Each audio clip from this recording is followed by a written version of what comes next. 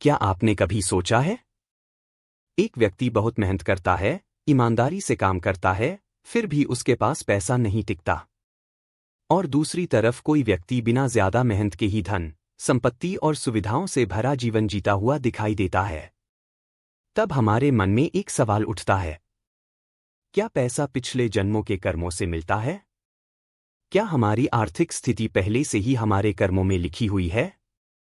क्या गरीब होना पिछले कर्मों का परिणाम है? और अगर सब कुछ कर्मों से ही तय है, तो फिर मेहनत क्यों करें? व्यापार क्यों करें? नौकरी क्यों करें?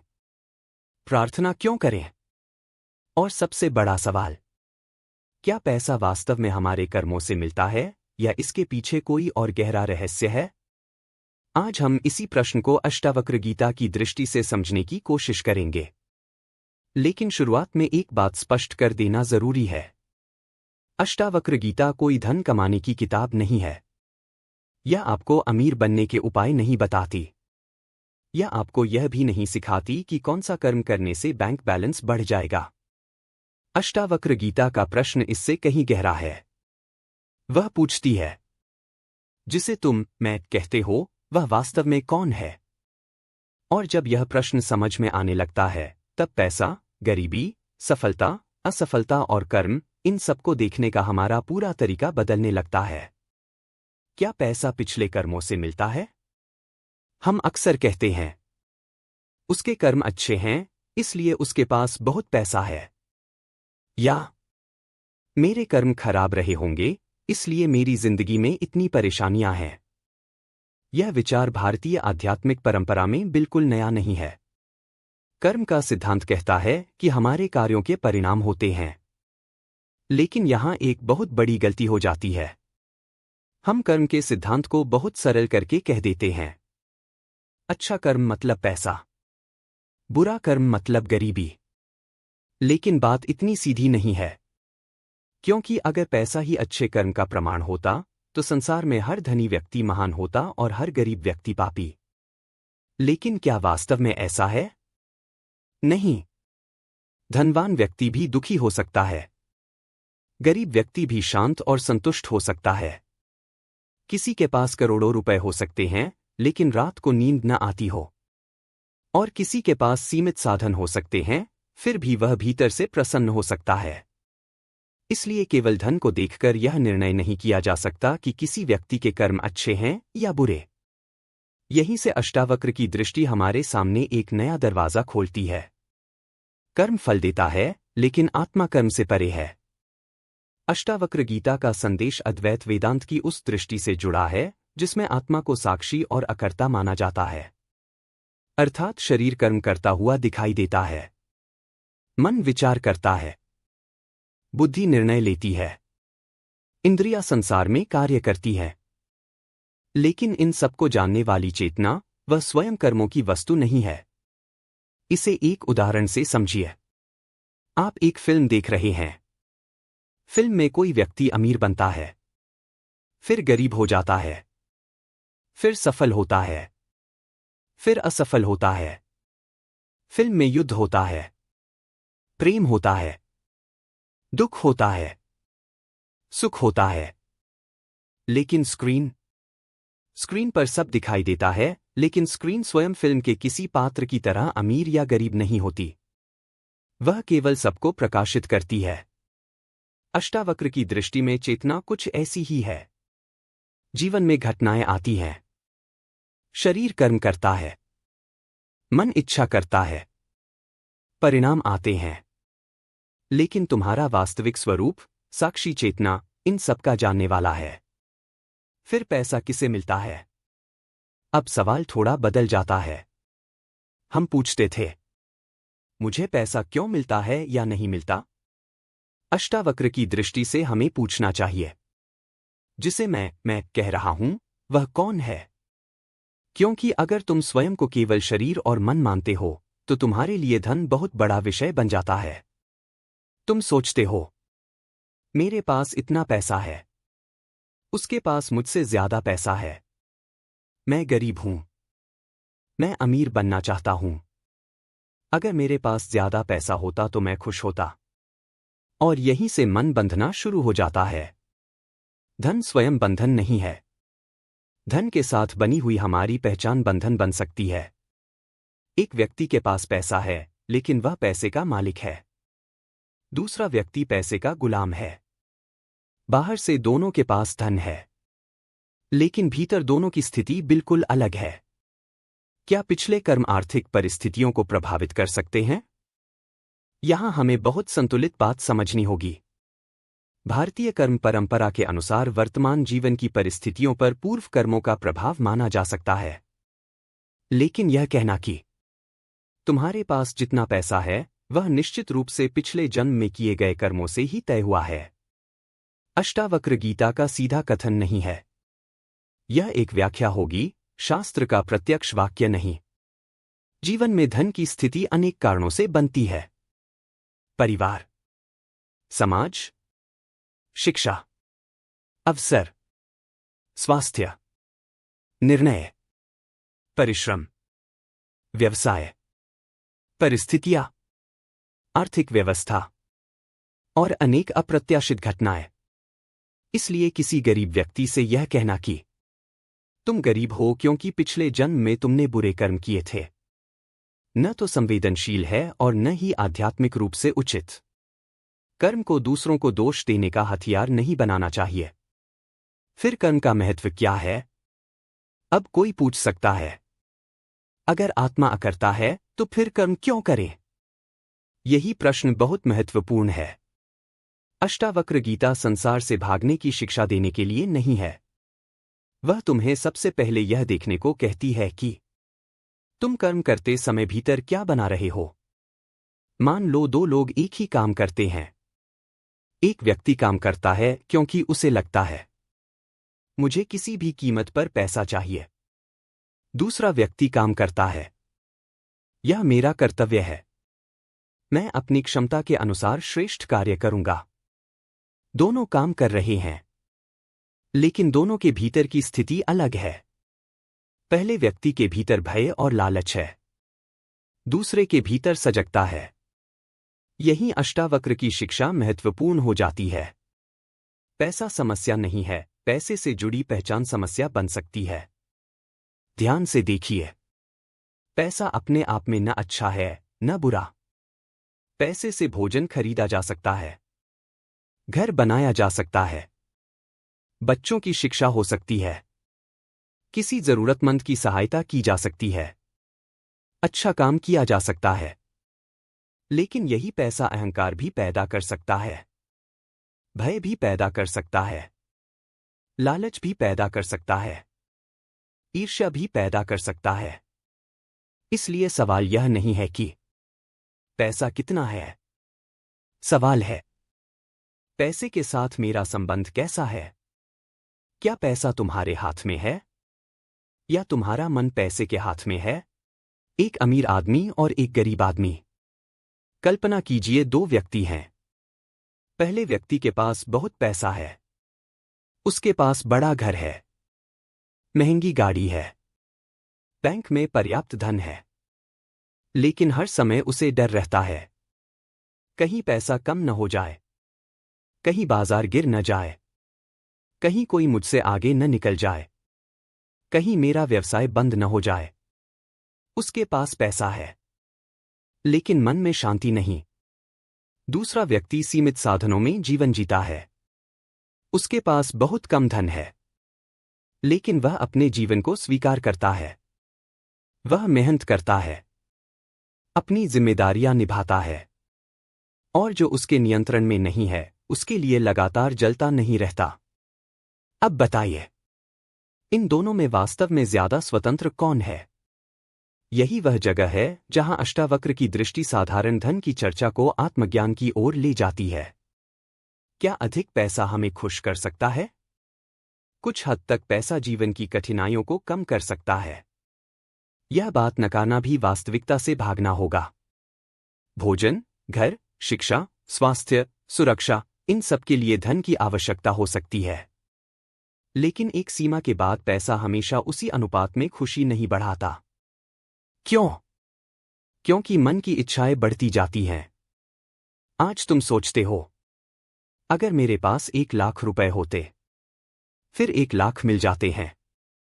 अब मन कहता है, अगर 10 लाख होते, 10 लाख मिलते हैं। फिर अगर 1 करोड़ होते, और यह सिलसिला चलता रहता है।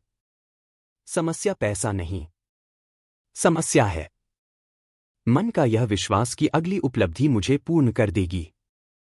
अष्टावक्र इसी भ्रम को चुनौती देते हैं। पूर्णता बाहर नहीं है। अष्टावक्र की अद्वैत दृष्टि में आत्मा स्वयं पूर्ण है। यह बात सुनने में बहुत सरल लगती है, लेकिन अगर हम इसे वास्तव में समझ लें तो हमारी धन संबंधी पूरी मानसिकता बदल सकती है। हम जीवन भर कहते हैं, मैं अधूरा हूं, मेरे पास यह नहीं है, मुझे वह चाहिए। जब मेरे पास पैसा होगा तब मैं खुश रहूंगा। जब मेरा व्यवसाय सफल होगा तब मैं शांत रहूंगा। जब लोग मेरी प्रशंसा करेंगे तब मुझे अच्छा लगेगा। लेकिन क्या तुमने देखा है, एक इच्छा पूरी होते ही दूसरी इच्छा जन्म लेती है। इसलिए बाहर की वस्तुएं तुम्हारी मूल अपूर्णता को स्थायी रूप से समाप्त नहीं कर सकती, क्योंकि जिस पूर्णता को तुम बाहर खोज रहे हो, अष्टावक्र कहते हैं कि उसका स्रोत तुम्हारे भीतर है। तो क्या पैसा कमाना गलत है? बिल्कुल नहीं। यह बात बहुत स्पष्ट होनी चाहिए। अष्टावक्र गीता को पढ़कर यह निष्कर्ष निकालना कि पैसा मत कमाओ, व्यापार मत करो, नौकरी मत करो, परिवार छोड़ दो। यह अष्टावक्र की शिक्षा को बहुत सही ढंग से समझना होगा। सवाल पैसा कमाने का नहीं है। सवाल है पैसे के पीछे अपनी आत्मा खो देना। अगर तुम ईमानदारी से काम करते हो, अपनी क्षमता का उपयोग करते हो, परिवार की जिम्मेदारी निभाते हो, धन कमाते हो, और फिर भी भीतर समझ रखते हो कि यह धन मेरा अंतिम स्वरूप नहीं है, तो धन तुम्हारे जीवन का साधन हो सकता है।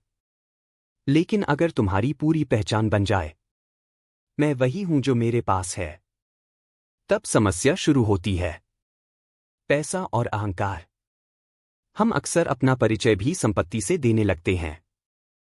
मेरा घर, मेरी गाड़ी, मेरा व्यवसाय, मेरी जमीन, मेरी कंपनी, मेरे निवेश।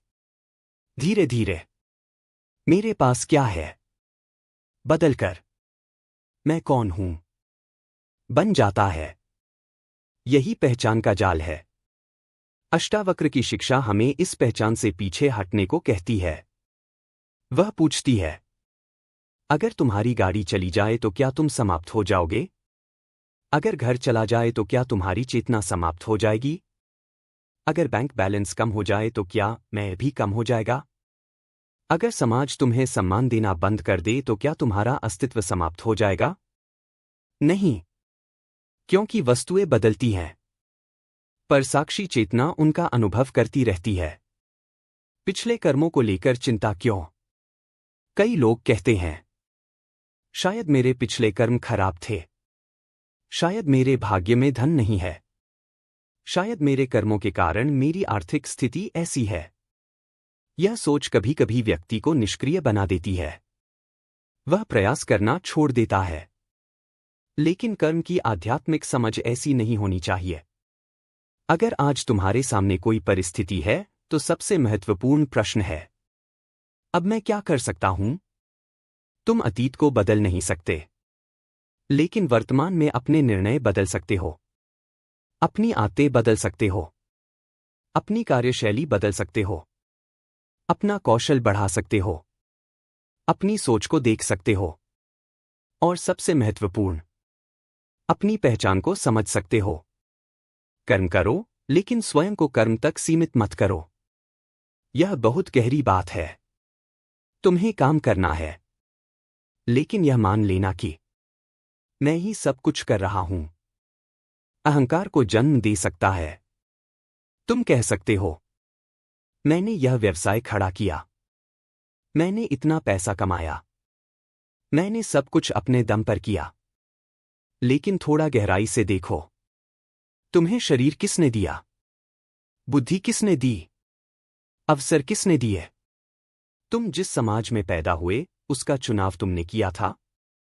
तुम्हारे जीवन में कौन से लोग आए, सब तुम्हारे नियंत्रण में था। तुम्हारे शरीर की हर प्रक्रिया क्या तुम्हारे नियंत्रण में है? हृदय की धड़कन, श्वास, नींद, विचारों का अचानक उठना, बहुत कुछ ऐसा है जो तुम्हारे माध्यम से हो रहा है लेकिन जिसे तुम पूरी तरह नियंत्रित नहीं करते। अष्टावक्र की दृष्टि में इसको देखना अहंकार को ढीला करता है। इसका अर्थ यह नहीं कि प्रयास छोड़ दें।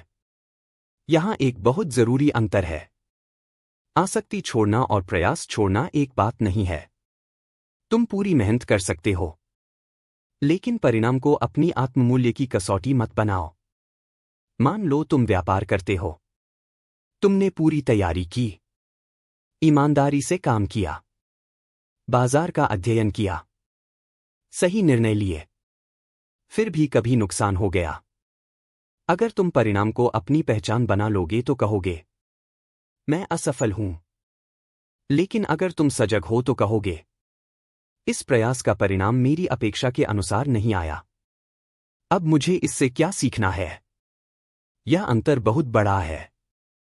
एक व्यक्ति असफलता से टूटता है, दूसरा व्यक्ति असफलता को देखता है।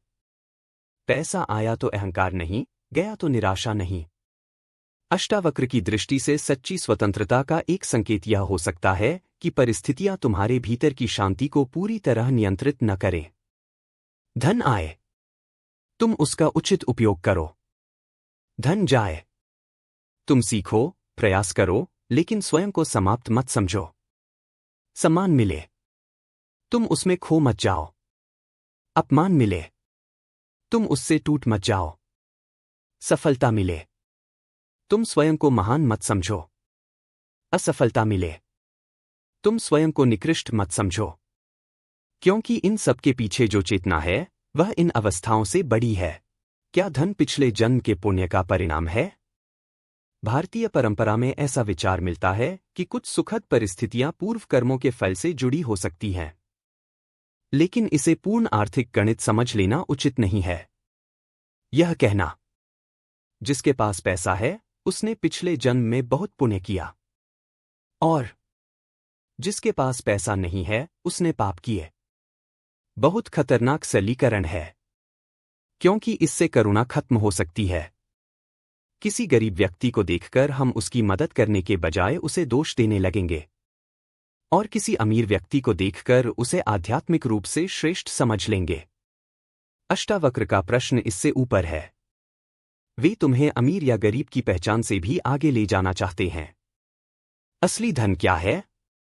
अब जरा इस प्रश्न को उल्टा करते हैं। अगर पैसा ही सबसे बड़ा धन नहीं है तो सबसे बड़ा धन क्या है? अष्टावक्र की दृष्टि से अपने वास्तविक स्वरूप की पहचान। क्योंकि जिसके पास करोड़ों रुपए हैं लेकिन अपने मन का गुलाम है वह भीतर से स्वतंत्र नहीं, और जिसके पास बाहरी साधन सीमित हैं लेकिन भीतर साक्षी भाव जाग गया है उसकी आंतरिक स्थिति बिल्कुल अलग हो सकती है। इसका अर्थ गरीबी का महिमा मंडन करना नहीं है, न ही इसका अर्थ धन को तुच्छ बताना है। इसका अर्थ सिर्फ इतना है, धन जीवन का एक हिस्सा है, पूरा जीवन नहीं। तुम्हारे पास पैसा है या पैसा तुम्हारे पास है? इस प्रश्न को याद रखना। पैसा मेरे पास है और मैं पैसे के पास हूं। इन दोनों में अंतर है। पहली स्थिति में पैसा साधन है, दूसरी स्थिति में पैसा पहचान बन सकता है। अगर तुम्हारा पूरा दिन पैसे की चिंता में जाता है, रात को पैसे की चिंता में नींद टूटती है, हर रिश्ते को पैसे से तौलते हो, हर व्यक्ति को उसकी आर्थिक स्थिति से देखते हो, हर सफलता को बैंक बैलेंस से मापते हो, तो पैसा सिर्फ तुम्हारी जेब में नहीं है, वह तुम्हारे मन में बैठ चुका है। अष्टावक्र का रास्ता, साक्षी बनो। तो इससे बाहर कैसे आए?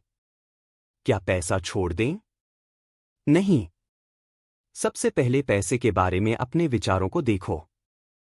जब मन कहे मुझे और पैसा चाहिए, उसे तुरंत दबाओ मत, बस देखो। जब मन कहे उसके पास मुझसे ज्यादा है, देखो। जब मन कहे, अगर मेरे पास पैसा होता तो मैं खुश होता। देखो, जब मन में डर आए, पता नहीं भविष्य में क्या होगा। देखो, यह देखना ही बहुत शक्तिशाली है, क्योंकि जिस विचार को तुम देख सकते हो, तुम केवल वही विचार नहीं हो। इच्छा को देखना। मान लो तुम्हारे मन में इच्छा उठती है, मुझे नई गाड़ी चाहिए। इच्छा उठी। अब दो रास्ते हैं। पहला, इच्छा को तुरंत अपना आदेश मान लो। दूसरा, पहले उसे देखो। पूछो, मुझे वास्तव में गाड़ी चाहिए या मुझे दूसरों से सम्मान चाहिए? मुझे सुविधा चाहिए या तुलना में जीतना है? क्या यह आवश्यकता है या अहंकार? यह प्रश्न तुम्हें इच्छा का गुलाम होने से बचा सकता है। अष्टावक्र का साक्षी भाव इसी तरह व्यवहारिक जीवन में भी उपयोगी हो सकता है। क्या छोड़ने से पैसा आता है? अब उस सवाल पर वापस आते हैं जो हमने शुरुआत में पूछा था। क्या छोड़ने से सब कुछ मिल जाता है? अगर छोड़ना का अर्थ है काम छोड़ देना, मेहनत छोड़ देना, जिम्मेदारी छोड़ देना, तो नहीं। लेकिन अगर छोड़ने का अर्थ है लालच छोड़ना, भय छोड़ना, अहंकार छोड़ना, फल पर अत्यधिक पकड़ छोड़ना, अपने बारे में गलत पहचान छोड़ना, तो हाँ, इससे जीवन बदल सकता है। क्योंकि जब पकड़ ढीली होती है तब बुद्धि साफ होती है, और जब बुद्धि साफ होती है तब निर्णय बेहतर होते हैं। धन कमाने के लिए भी शांत मन चाहिए। सोचिए, जिस व्यक्ति का मन हमेशा भय में है, क्या वह अच्छे आर्थिक निर्णय ले पाएगा? जिसका मन हमेशा तुलना में है, क्या वह सही अवसर पहचान पाएगा? जिसका मन लालच से भरा है, क्या वह जोखिम को ठीक से समझ पाएगा? और जो व्यक्ति हर कीमत पर पैसा चाहता है, क्या वह गलत रास्ते पर जाने से खुद को रोक पाएगा? इसलिए मानसिक शांति केवल आध्यात्मिक विषय नहीं है, यह व्यवहारिक जीवन में भी महत्वपूर्ण है। शांत मन बेहतर देखता है। बेहतर देखने वाला व्यक्ति बेहतर निर्णय ले सकता है। लेकिन ध्यान रहे, यह कोई गारंटी नहीं है कि शांत मन वाला व्यक्ति हमेशा अमीर हो जाएगा। अष्टावक्र गीता का उद्देश्य तुम्हें अमीर बनाने की गारंटी देना नहीं है। उसका उद्देश्य तुम्हें तुम्हारे वास्तविक स्वरूप की ओर ले जाना है। पैसा साधन है, पहचान नहीं। अपने आप से एक प्रश्न पूछिए, अगर कल मेरी सारी संपत्ति चली जाए तो क्या मैं फिर भी मैं रहूंगा? अगर जवाब है हाँ, तो समझिए कि तुम धन और आत्मा के बीच अंतर देखना शुरू कर रहे हो। अगर जवाब है नहीं, सब खत्म हो जाएगा, तो शायद तुम्हारी पहचान संपत्ति के साथ बहुत गहराई से जुड़ गई है। धन का उपयोग करो, धन का सम्मान करो, धन को सही तरीके से कमाओ, धन का सदुपयोग करो, लेकिन धन को अपना वास्तविक स्वरूप मत बनाओ। कर्म और भाग्य के बीच संतुलन। जीवन में कुछ चीजें हमारे नियंत्रण में हैं, कुछ नहीं है। हमारे नियंत्रण में क्या है? हमारी कोशिश, हमारी तैयारी, हमारे निर्णय, हमारी आदतें, हमारा व्यवहार। हम किस तरह प्रतिक्रिया देते हैं, लेकिन हर परिणाम हमारे नियंत्रण में नहीं। बाजार क्या करेगा? दूसरे लोग क्या करेंगे? अचानक कौन सी परिस्थिति आएगी? कौन सा अवसर कब मिलेगा? इन सब पर हमारा पूर्ण नियंत्रण नहीं। इसलिए बुद्धिमानी यह है, जहां प्रयास संभव है वहां प्रयास करो। जहां परिणाम नियंत्रण से बाहर है वहां स्वीकार करना सीखो। और दोनों को मिलाकर देखना ही जीवन में संतुलन पैदा करता है। अगर पैसा नहीं मिल रहा तो क्या करें? यहां अष्टावक्र की शिक्षा को व्यावहारिक रूप से समझें। अगर आर्थिक कठिनाई है तो केवल यह मत कहो, मेरे कर्म खराब हैं। उसके बजाय पूछो, क्या मेरी कोई कौशल कमी है? क्या मुझे नई चीज सीखनी चाहिए? क्या मेरा खर्च मेरी आय से अधिक है? क्या मैं गलत आर्थिक निर्णय ले रहा हूं? क्या मुझे अपना काम बदलना चाहिए? क्या मुझे अतिरिक्त आय का रास्ता तलाशना चाहिए? क्या मैं अवसरों को पहचान नहीं पा रहा? और इन सब के साथ क्या मेरा मन डर और नकारात्मक विचारों से इतना भरा है कि मैं स्पष्ट निर्णय नहीं ले पा रहा? यह दृष्टिकोण कर्म को बहाना नहीं बनने देता। और अगर बहुत पैसा है तो तब भी प्रश्न समाप्त नहीं होता, बल्कि शायद और महत्वपूर्ण हो जाता है, क्योंकि पैसा बढ़ने के साथ डर भी बढ़ सकता है। इसे कैसे बचाऊं? इसे कैसे बढ़ाऊं?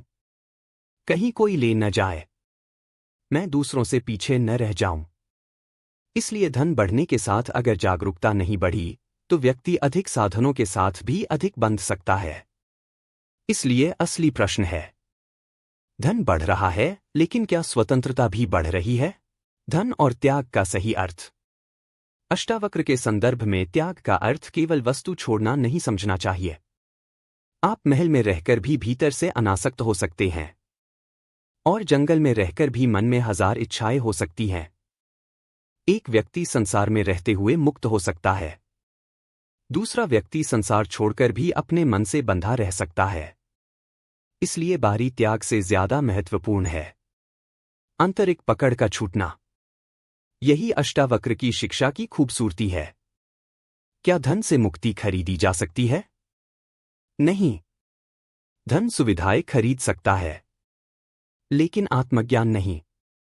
आप आरामदायक बिस्तर खरीद सकते हैं, लेकिन गहरी नींद नहीं। महंगा घर खरीद सकते हैं, लेकिन घर के भीतर शांति की गारंटी नहीं खरीद सकते। मनोरंजन खरीद सकते हैं, लेकिन स्थायी संतोष नहीं खरीद सकते। किताबें खरीद सकते हैं, लेकिन ज्ञान को केवल खरीद नहीं सकते, क्योंकि आत्मज्ञान कोई वस्तु नहीं, वह अपने वास्तविक स्वरूप को पहचानना है। सबसे बड़ी गरीबी क्या है? क्या केवल पैसे की कमी गरीबी है? अष्टावक्र की दृष्टि से देखें तो इससे भी बड़ी गरीबी हो सकती है अपने वास्तविक स्वरूप को भूल जाना। जिस व्यक्ति के पास बहुत कुछ है लेकिन वह लगातार भय में जीता है, वह भीतर से गरीब हो सकता है। और जो व्यक्ति अपनी चेतना को पहचानने की दिशा में बढ़ रहा है, उसके भीतर एक अलग प्रकार की संपन्नता पैदा होती है। इसे पैसे से मापा नहीं जा सकता। एक राजा के पास अपार धन था। उसने एक संत से पूछा, मेरे पास सब कुछ है, फिर भी मन शांत क्यों नहीं? संत ने कहा, तुम्हारे पास सब कुछ है, लेकिन तुम किसी चीज को छोड़ नहीं सकते। राजा बोला, मैंने तो बहुत दान किया है। संत ने कहा, दान करना आसान है, पकड़ छोड़ना कठिन है। राजा ने पूछा, पकड़ कैसे छोड़ूं? संत ने कहा, जो तुम्हारे पास है उसे अपना अंतिम स्वरूप मत समझो। राजा चुप हो गया, क्योंकि समस्या उसके महल में नहीं थी, समस्या उसके मन में थी। पैसा कमाओ, लेकिन पैसे को अपना भगवान मत बनाओ। यह बात बहुत सरल है। धन कमाना गलत नहीं, लेकिन अगर पैसा तुम्हारे जीवन का अंतिम उद्देश्य बन गया तो समस्या पैदा हो सकती है, क्योंकि फिर जीवन का हर निर्णय एक ही प्रश्न से नियंत्रित होगा, इससे मुझे कितना पैसा मिलेगा? और धीरे धीरे रिश्ते भी लाभ बन जाते हैं, समय भी लाभ बन जाता है, लोग भी साधन बन जाते हैं, और अंत में व्यक्ति स्वयं भी अपने लिए एक प्रोजेक्ट बन जाता है। मुझे और सफल होना है, मुझे और बड़ा बनना है, मुझे सबको पीछे छोड़ना है। अष्टावक्र इस दौड़ से पूछते हैं, किसके लिए? सफलता के बाद भी खालीपन क्यों? कई बार व्यक्ति अपने लक्ष्य तक पहुंचता है, वह सोचता है, अब मैं खुश हो जाऊंगा, लेकिन लक्ष्य मिलते ही कुछ समय बाद मन फिर खाली हो जाता है। क्यों? क्योंकि लक्ष्य समस्या नहीं था, मन ने लक्ष्य को पूर्णता का स्रोत समझ लिया था। यही भ्रम है। तुम्हें धन चाहिए, कमाओ। तुम्हें सफलता चाहिए, प्रयास करो। लेकिन यह मत मानो कि इनमें से कोई भी वस्तु तुम्हारे भीतर की मूल पूर्णता को पैदा करेगी, क्योंकि अष्टावक्र की दृष्टि में पूर्णता तुम्हारी प्रकृति है। कर्म करो, लेकिन साक्षी बने रहो। यही इस पूरे वीडियो का सबसे महत्वपूर्ण संदेश है। कर्म करो, मेहनत करो, ईमानदारी से कमाओ। अपने परिवार की जिम्मेदारी निभाओ। धन का सही उपयोग करो, लेकिन साथ साथ अपने भीतर यह जागरूकता रखो, मैं केवल अपनी उपलब्धियां नहीं हूं, मैं केवल अपना बैंक बैलेंस नहीं हूं, मैं केवल अपना शरीर नहीं हूं, मैं केवल अपने विचार नहीं हूं, मैं वह चेतना हूं जो इन सबको देख रही है। यही दृष्टि कर्म को बंधन बनने से बचाने में सहायक हो सकती है। अगर पैसा चला जाए तो जीवन में कभी ऐसा भी हो सकता है। व्यवसाय में नुकसान, नौकरी में समस्या, निवेश में घाटा, कोई अप्रत्याशित खर्च। ऐसे समय में अष्टावक्र की शिक्षा को याद किया जा सकता है। पहला कदम, वास्तविकता को देखो। दूसरा, घबराहट को देखो। तीसरा, जो संभव है वह करो। चौथा, जो संभव नहीं है उसे स्वीकार करना सीखो। और पांचवा, अपनी पूरी पहचान को उस घटना के साथ मत जोड़ो। तुम्हारा पैसा कम हुआ है, इसका अर्थ यह नहीं कि तुम्हारा अस्तित्व कम हो गया। और अगर पैसा बहुत ज्यादा आ जाए, तब भी वही जागरूकता। धन आए तो धन्यवाद, लेकिन अहंकार नहीं। सफलता आए तो विनम्रता, लेकिन डर नहीं। संपत्ति बढ़े तो उसका सदुपयोग, लेकिन पहचान उसमें नहीं। क्योंकि आज जो है कल बदल सकता है। यही संसार का नियम है, परिवर्तन। और जो बदल रहा है उसे स्थायी मान लेना ही अज्ञान का एक रूप है। अब शुरुआत के प्रश्न पर लौटते हैं। क्या पैसा पिछले कर्मों से मिलता है? अष्टावक्र गीता की दृष्टि से इसका सबसे संतुलित उत्तर यह होगा। कर्म और परिस्थितियों के बीच संबंध को भारतीय दर्शन स्वीकार करता है, लेकिन अष्टावक्र गीता का मुख्य प्रश्न यह नहीं है कि तुम्हारे पास कितना धन है। उसका प्रश्न है, तुम धन को देखने वाले कौन हो? तुम्हारा धन बढ़े या घटे? तुम्हारी वास्तविक पहचान क्या है? तुम्हारी सफलता आए या जाए, तुम्हारा वास्तविक स्वरूप क्या है? तुम्हारे कर्मों के परिणाम बदलते रहें, क्या वह साक्षी चेतना भी बदलती है? यहीं से धन की चर्चा आत्मज्ञान की चर्चा बन जाती है। अपने जीवन में इसे कैसे उतारें?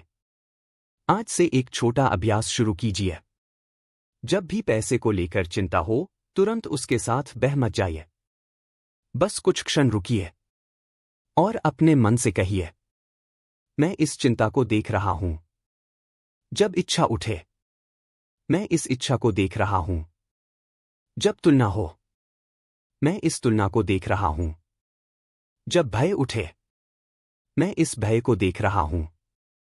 और फिर पूछिए, जो इसे देख रहा है, क्या वह स्वयं भय है? धीरे धीरे आपको अपने विचारों और अपने वास्तविक स्वरूप के बीच अंतर दिखाई देने लगेगा। यही साक्षी भाव की शुरुआत है। तो क्या पैसा पिछले कर्मों से मिलता है?